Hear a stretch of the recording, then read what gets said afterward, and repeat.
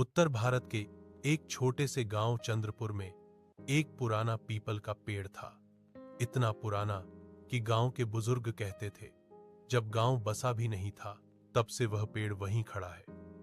दिन में वह पेड़ साधारण लगता, लेकिन रात होते ही उसकी परछाई जमीन पर अजीब तरह से फैल जाती, मानो किसी ने काले हाथ पसार दिए हों। गांव के लोग उस रास्ते से रात में गुजरने से डरते थे। कहते थे वहां भूतों का साया है। पुरानी कहानी। आज से करीब 50 साल पहले उसी पीपल के नीचे एक हवेली हुआ करती थी। हवेली के मालिक थे ठाकुर रणवीर सिंह। अमीरी, रुतबा और घमंड तीनों का संगम।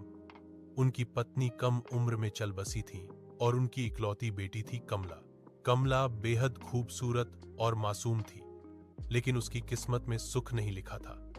रणवीर सिंह ने उसे जबरदस्ती एक ऐसे आदमी से ब्याह दिया जो लालची और क्रूर था। शादी के कुछ ही महीनों बाद कमला की संदिग्ध हालात में मौत हो गई। कहा गया कि उसने आत्महत्या कर ली, लेकिन गांव जानता था वह मारी गई थी। कमला का शव उसी पीपल के नीचे जलाया गया। उस दिन के बाद से हवेली में अजीब घटनाएं होने लगीं। आधी रात को किसी के रोने की आवाज, घुंघरुओं की झंकार और कभी-कभी एक औरत की परछाई। कुछ ही सालों में हवेली उजड़ गई। रणवीर सिंह पागल हो गए और एक रात पीपल से लटके पाए गए। हवेली गिरा दी गई, लेकिन पीपल का पेड़ वहीं रहा।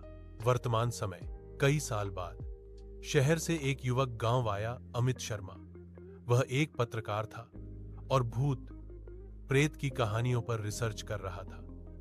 जब उसने पीपल के पेड़ की कहानी सुनी तो उसे लगा यह उसकी जिंदगी की सबसे बड़ी स्टोरी हो सकती है। गांव वालों ने बहुत मना किया, लेकिन अमित ने तय कर लिया कि वह उस पेड़ के पास एक रात बिताएगा।